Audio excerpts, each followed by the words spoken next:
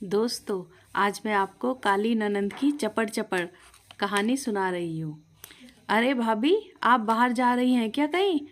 पर ये कैसे कपड़े पहने हैं आपने? हाँ, वो मेरी बहन के बेटे की शादी है तो मैं वहीं जा रही हूँ। तो ऐसी गंदी सी ड्रेस क्यों पहन ली आपने? अरे, हमारे घर की बहू है, ऐसी ड्रेस नहीं पहनती है। आप जल्दी जाओ और कोई अच्छी सी ड्रेस पहन के आओ। अपनी ननंद की बात मधु मान लेती है और फिर वह दूसरी साड़ी पहन के आती है। दरअसल मधु की ननंद पूजा बेहद काली थी और मधु बहुत सुंदर थी, इसलिए उसकी काली ननंद पूजा उससे थोड़ा जलती थी। हाँ, अब आपने सही कपड़े पहने हैं। अच्छा भाभी, दिखाओ तो ज़रा आप कितने पैसे वहाँ ले जा रही हैं। वह अपनी भाभी से वह एनवलप ले लेती है और उससे खोलते ही वह बोलती है, हे भगवान, 2100 रुपये! अरे भाभी, इतने पैसे क्यों दे रही हो आप शगुन में? अरे, 1100 रुपये ठीक है बस। मेरे भैया इतनी मेहनत से पैसा कमाते हैं, 1100 ही बहुत होंगे। और हाँ भाभी, आपके मायके वालों ने बस आपको ही बुलाया है क्या? उन्हें अपनी बेटी से ही मतलब है क्या? हम में से किसी और को नहीं कहा। ये क्या बात हुई भला?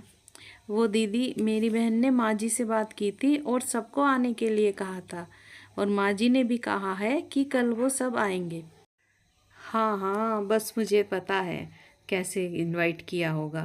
फिर माँ ने भी हाँ कर दी होगी, और माँ क्या करती। इसके बाद मधु अपने मायके चली गई और अगले दिन काली ननंद पूजा अपनी माँ और भाई के साथ भी शादी में गई, और वहाँ पर भी उसकी चपड़ चपड़ शुरू हो गई। जाते ही उसने अपनी भाभी से, अरे भाभी, ये किससे कराया है आपने इतना गंदा मेकअप? कितनी डरावनी लग रही हो आप। मुंह तो बिल्कुल सफ़ेद ही कर दिया है, आंखें लाल कर दी, और ये नकली पलक, अरे ये क्या जोकर सा बना दिया आपको। माँ भी यही कह रही थी कि आज तो बहू ने पूरे 7-8 हज़ार रुपये का मेकअप कराया होगा और फिर भी बेढंगी ही लग रही होगी। ये सब सुनकर मधु बेहद उदास हो गई और पूरी शादी में वो उदास ही रही। उसके चेहरे का रंग ही उतर गया था।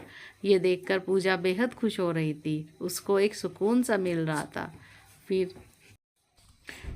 2 दिन बाद मधु अपने ससुराल वापस आ गई। काली ननंद कहती है, लो आ गई भाभी। माँ जरा पूछो तो इनसे कि क्या दिया है इनकी बहन ने इन्हें। जरूर ही एक ही सूट पकड़ा दिया होगा, और वो भी सस्ता सा।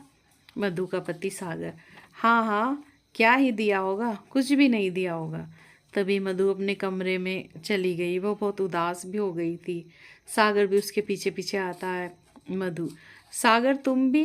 अरे, पहले तो पूजा की ही चपड़ चपड़ से मैं परेशान हूँ, और अब आप भी शुरू हो गए हो। अरे, इतने ताने तो मेरी सास भी मुझे नहीं सुनाती जितने की ये मेरी ननंद सुनाती है। सागर, अरे मधु, तुम अभी तक पूजा को समझी नहीं हो क्या? अरे, उसे मज़ा आता है तुम्हें सताने में। मैं तो कहता हूँ कि तुम उसकी बात को एक कान से सुनकर दूसरे से निकाल दिया करो, बल्कि तुम भी उसे ऐसी ही बातें सुनाया करो जैसे को तैसा। फिर देखना कितनी जल्दी वो सुधर जाएगी और तुम्हें फिर कुछ भी नहीं कहा करेगी। ये बात मधु को अच्छी लगी और अगले ही दिन मधु पूजा के कमरे में जाती है। अरे दीदी, पूजा दीदी उठो, ये लो आपकी चाय, ज़रा पीकर बताओ कैसी बनी है। अदरक इलायची का टेस्ट आ रहा है या नहीं? चीनी कम तो नहीं लग रही और दूध ज़्यादा तो नहीं डल गया? और हाँ, मेरी माँ ने सुबह से मुझे 6-7 बार फ़ोन कर दिया है। अरे, उन्हें अब यह बात समझनी चाहिए कि अब उनकी बेटी की शादी हो चुकी है, उसे बार बार फ़ोन करके परेशान ना करे। पूजा कहती है, अरे भाभी, क्या हुआ आपको? क्यों सुबह सुबह मेरा मूड ख़राब कर रही हो? अरे, मुझे अभी और सोना है, प्लीज़ मुझे डिस्टर्ब ना करो। आप चुप हो जाओ, मुझे सोने दो। मधु कहती है, वो दीदी, आपने अभी तक कुछ कहा नहीं ना, तो अभी तक तो मेरा मन ही नहीं लग रहा। जब तक आप कुछ कहती नहीं ना, मन ही नहीं लगता। फिर पूजा, थोड़ी देर बाद पूजा, अरे भाभी, ये कैसा सूट पहना हुआ है आपने? ज़रूर ये आपके मायके से आया होगा। और ये बताओ, खाना बना कि नहीं अभी तक? मुझे तो लग रहा है कि आज हमें गुरुद्वारे में जाकर लंगर ही खाना पड़ेगा। मधु, अच्छा, लंगर में जाना है? रुको दीदी, मैं भी अभी तैयार होकर आती हूँ, फिर दोनों एक साथ चलते हैं। और हाँ, कुछ पैसे भी रख लेना, मुझे अच्छा सा सूट दिला देना, क्योंकि आपको तो मेरा पहना हुआ कोई कपड़ा अच्छा ही नहीं लगता। अब आप ही मुझे सूट दिला देना, वो भी ब्रांडेड। पूजा, हैं ये भाभी को क्या हो रहा है? लगता है अब ये मुझसे डरती नहीं है। मुझे अपना डर दोबारा से बनाना होगा। अभी बताती हूँ इन्हें। अरे भाभी, ये क्या बिल्कुल ही नाम का सिंदूर लगाया है आपने? अरे ठीक से तो लगा लेती, क्या सिंदूर की कमी पड़ गई है?